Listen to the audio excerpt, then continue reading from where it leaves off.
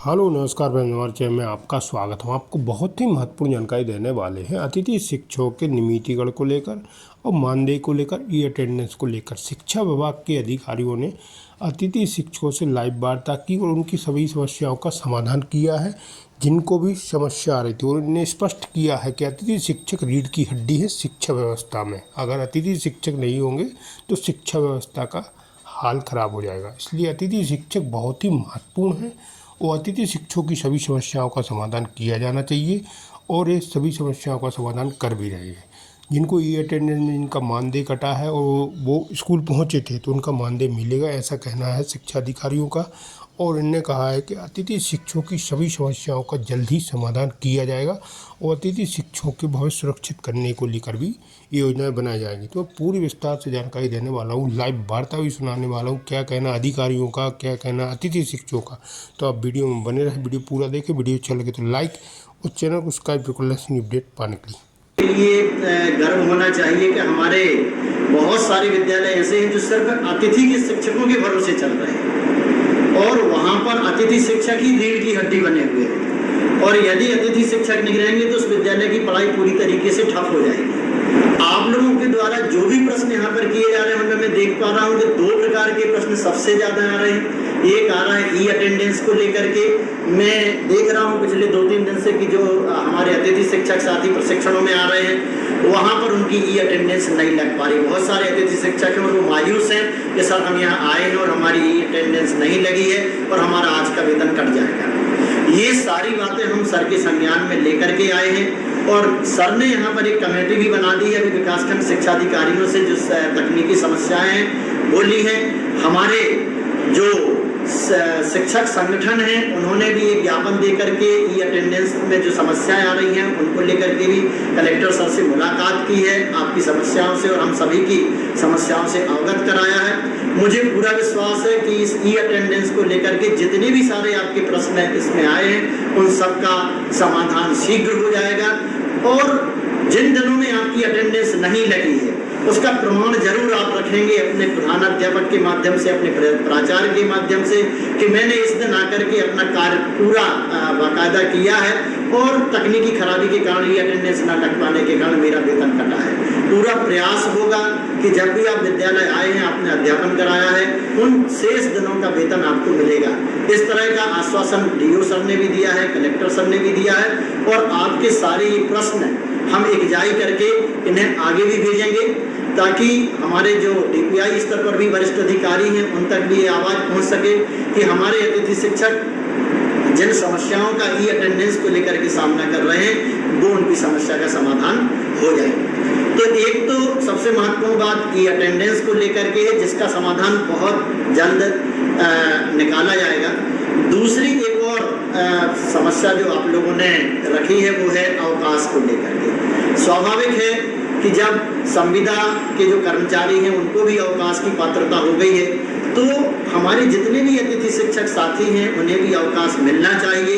बहुत सारे प्रश्न हमारे अवकाश को लेकर के आए हैं तो ये बात भी कलेक्टर सर के माध्यम से, डीओ सर के माध्यम से वरिष्ठ कार्यालयों तक पहुंचेगी और मुझे पूरा विश्वास है कि जब इस तरह से बल्क में प्रश्न आप लोगों ने किए हैं और ये हमारे डीपीआई स्तर तक पहुंचेंगे तो आने वाले समय में आप लोगों को भी अवकाश की पात्रता होगी। अभी हमारे एक साथी लिख रहे थे कि सर मैं 16 साल से अतिथि शिक्षक हूँ। वास्तव में बहुत वरिष्ठ जो अतिथि शिक्षक हैं हमारे बीच में हैं और कुछ तो ऐसे अतिथि शिक्षक हैं जिन्होंने 1 या 2 साल ही अध्यापन कार्य कराने के बाद इसका फायदा लेकर के 2 या 3 साल पढ़ाने के बाद और भर्ती प्रक्रिया में उन्होंने उसका एडवांटेज लेकर के आज हमारे बीच में एक नियमित शिक्षक के रूप में पदस्थ हो गए। मेरा बहुत सी महत्वपूर्ण और भी प्रश्न हमारे आ रहे हैं कि अतिथि शिक्षकों के लिए पीएफ की व्यवस्था होनी चाहिए। इस तरह की सारी जो प्रश्न हैं ई अटेंडेंस के चक्कर में बहुत सारी चीज़ें हैं कि अब वो अचानक भागते हैं। ये सारे प्रश्न हमारे लिए सब हम प्रश्नों को इकट्ठा कर रहे हैं और ये सारे प्रश्न जब आज आपके नाम के साथ वो प्रश्न जो है जो हमारा वरिष्ठ कार्यालय तक पहुंचेगा तो निश्चित ही ये सारी समस्याएं हल होंगी। एक प्रश्न आया है अशोक कुशवाहा जी का कि पद स्थायी करें। वास्तव में ये जो हमारा अतिथि शिक्षक का पद है ये स्थायी पद का प्रथम दरवाजा है। आज हम देखते हैं कि जो भी पिछले 4-6 साल में भर्तियां हुई हैं उनमें बहुत बड़ी संख्या में हमारे अतिथि शिक्षक साथी काम कर रहे हैं, वही अतिथि शिक्षक साथी चयनित होकर के स्थायी भर्तियों में शामिल हुए हैं। तो ये तो मांग आपकी है, ये मांग शासन स्तर पर चलेगी। उसके 13 CL की भी मांग की गई है, जैसा कि अन्य कर्मचारियों को CL मिलती है वैसे हमारे अतिथि शिक्षक साथियों को भी CL मिलना चाहिए। ये भी प्रश्न आपका रिपीट कर लिया गया है।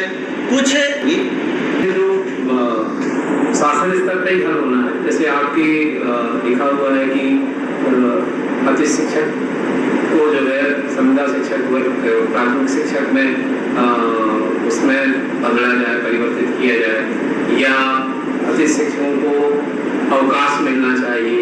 ये इस तरह के जो भी प्रश्न है इनका तो नीति आधारित प्रश्न है, इनको ऊपर भेजा जाएगा और निश्चित रूप से इसमें शासन जब प्रश्न जाएंगे तो कुछ ना कुछ करेंगे। एक प्रश्न इसमें कई चीजें, जैसे अभी एक प्रश्न मेरे सामने कि GFMS पोर्टल बंद हो जाने के कारण अनुभव नहीं मिल पा रहा है, तो ये समय समय पे जो GFMS पोर्टल में अनुभव के संबंध में निर्देश जारी होते हैं, तो इनके लिए आप हमेशा सतर्क रहें कि कब निर्देश जारी हो रहा है उसी समय आप आवेदन करें। किसी ने लिखा है कि इनकी ट्रांसफर पॉलिसी लाई जाए, तो ये हम ऊपर जरूर भेजेंगे कि गेस्ट टीचर की भी ट्रांसफर पॉलिसी लाई जाए। इसमें कई वरिष्ठ लोग भी हैं जो 15 से लेकर 18 वर्षों तक कार्य कर रहे हैं। निश्चित रूप से उनका बहुत लंबा समय हमारे विभाग को मिला है और उनके लिए विभाग को कुछ ना कुछ सोचना चाहिए। ये हम उनके साथ में खड़े हुए हैं, तो ये नीतिगत आधारित चीजें हैं, कई चीजें इसमें बहुत समस्याएं ज्यादातर ई अटेंडेंस को लेकर के हैं और अवकाश को लेकर के हैं। तो ये तो जो टेक्निकल समस्याएं हैं वो माननीय कलेक्टर महोदय के द्वारा हम लोग संज्ञान में ऊपर रखेंगे। इसके अलावा 12 माह का वेतन है या जो भी लिखा जा रहा है, तो इसके लिए भी हम लोग प्रयास करेंगे कि DPI स्तर पे आपकी बातों को पहुंचाया जाए और वहाँ भी यदि संज्ञान में आता है तो भविष्य में जो नीतिगत कोई निर्णय बने लिए जाए तो उनमें इन चीजों को सम्मिलित किया जाए। जैसे अभी लिखा है कि 12 महीनों की सेवा काल प्रदान किया है। निश्चित रूप से आप लोग 12 महीने क्या हमेशा स्कूल के लिए काम तो कर ही रहे हैं। 10 महीने तक का तो आपका सैलरी मिलता है, लेकिन 2 महीने शायद संभवतः सैलरी नहीं मिलती है। तो ये आप लोगों के लिए उचित बात है और इसको हमको सभी प्लेटफॉर्म पर रखना चाहिए और रखेंगे इसको हम लोग। इसमें एक प्रश्न है कि नियमित शिक्षक आ जाने या आने से कुछ प्रश्न वो अभी निकल गया, पूरा पढ़ नहीं पाया, लेकिन थोड़ा सा निकालिए क्या था नियमित शिक्षक का और नीचे आइए। हाँ, नियमित शिक्षक आ जाने का मुझे निलंबित किया गया, मुझे कहीं और अटैच किया जाए। अब ये गेस्ट टीचर को निलंबित तो नहीं किया जाता है, ये पता नहीं किसने प्रश्न किया है। तो ये जो है गेस्ट टीचर हट जरूर जाते हैं, कोई शिक्षक की पदस्थापना हो जाती है तो वहां से हटा दिए जाते हैं, लेकिन अब ये शासन को नीति बनाना पड़ेगी कि पद कहीं रिक्त होगा तो वहां आपको प्राथमिकता दी जाए। ये नीति शायद है नीति है, तो इसमें आपको देखना पड़ेगा कि पद रिक्त कहाँ है। आप आजकल तो आपके ऑनलाइन ही सब कुछ होता है, आवेदन होता है, तो आप उसमें देखें और जहाँ रिक्त पद है वहाँ आप आवेदन करें तो आपको प्राथमिकता मिलेगी। बाकी निलंबित नहीं किया जाता है। अब ये एक शिक्षक पदस्थ है उस पद को रिक्त ना माना जाए, ये तो शासन की पॉलिसी मैटर है कि जहाँ गेस्ट वहीं पे पदस्थ किए जाते हैं जहाँ रिक्त पद होता है, तो उसको तो आगामी भर्ती जब प्रक्रिया होगी तो रिक्त मान के भर्ती की जाएगी। उसको ये हम नहीं कह सकते कि उसको रिक्त नहीं माना जाए, वो तो प्रक्रिया में है, तो उसको ऐसा हाँ आपको इसका लाभ जरूर मिले इसके लिए प्रयास किया जाए। एक ने बहुत अच्छा प्रश्न किया कि सेवाएं देखते हुए किसी का निधन हो गया, ये बहुत अच्छा प्रश्न है, तो उसके परिवार के भरण पोषण के लिए भत्ता, ये प्रश्न ऊपर जरूर रखा जाएगा, क्योंकि ऐसी स्थितियां भी बन रही है कि बेचारे कई सालों से शिक्षक काम कर रहे हैं और उनके लिए जो है कोई ऐसी स्थिति यदि बन जाए तो कोई आगे का कोई नियम नहीं है। तो ये आपके जो प्रश्न है वो हम आगे भी ले जाएंगे। पानी की व्यवस्था के संबंध में ये एक ने प्रश्न अटेंडेंस की जो टेक्निकली प्रॉब्लम है वो निरंतर यहाँ जिले की टीम लगी हुई है और ये आने वाले समय में मुश्किल से 8-10 दिन के अंदर इसको पूरी तरह से सॉल्व कर लिया जाएगा। इसके बाद यदि कहीं किसी कोई समस्या आती है तो यहाँ से एक मोबाइल नंबर देंगे, आप उनसे भी संपर्क करके अपनी वो बता सकते हैं। तो उस पर अपन काम कर रहे हैं अटेंडेंस के लिए। वो प्रयास होगा कि इसके आने वाली जितनी भी टेक्निकली समस्याएं वो दूर हो जाए। बोनस अंक तो दिए ही जाते हैं, 50%। हाँ, तो रिजर्वेशन है, बोनस अंक तो नहीं है, लेकिन अतिथि शिक्षकों के 80%। हाँ, तो वो रिजर्वेशन आपको पदों की भर्ती में मिलता है।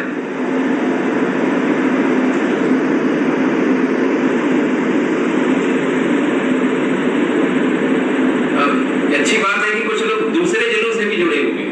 मुरैना जिले से कोई लिख रहे हैं कि उनका मानदेय नहीं मिला है, तो ये तो एक अच्छी चीज है कि हमारा जो ये नवाचार है दूसरे जिलों में भी जा रहा है। हम दूसरे जिले की बात तो नहीं कर सकते, लेकिन अपने जिले में भी कहीं कोई ऐसी स्थिति होगी कि वेतन यदि भुगतान नहीं हो पा रहा होगा तो माननीय डीओ साहब के संज्ञान में ये समस्याएं ला करके उसको निराकरण किया जाएगा।